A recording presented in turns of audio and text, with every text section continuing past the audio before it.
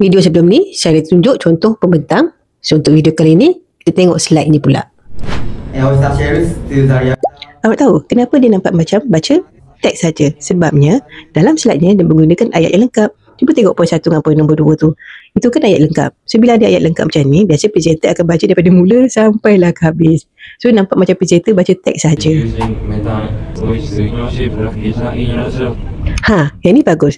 Dia hanya menggunakan perkataan penting saja yang dalam slide. Dan awak nampak tak? Perkataan yang betul-betul penting dia tukar fontnya kali merah. Sekarang kita tengok perbandingan antara kedua-dua slide tadi. Mana satu slide yang cepat habis baca? Tentulah slide nombor 2 kan. Secara logik, lagi kurang perkataan, lagi cepatlah kita habis baca kan. Lagi cepat kita habis baca, lagi cepatlah kita senang faham isi kandungan keseluruhan dalam satu slide itu. So, slide yang senang faham, presentation pun bagus, kuranglah soalan dalam sesi Q&A nanti. Bagi pelajar master dan PhD, salah satu kriteria dalam rubrik pembentangan ialah mastering of knowledge.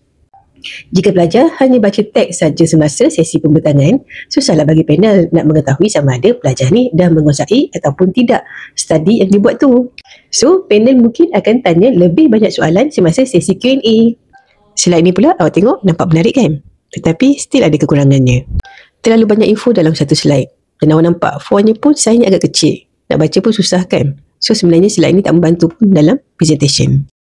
So, cubalah buat slide, satu main idea. Contohnya macam yang saya tunjuk ni. So, dari contoh yang saya tunjuk ni, awak nampak tak? Slide ni tak kacau bilau pun. Dan masih ada lagi ruang kosong dalam slide tu. Kita tengok pun tak stres kan?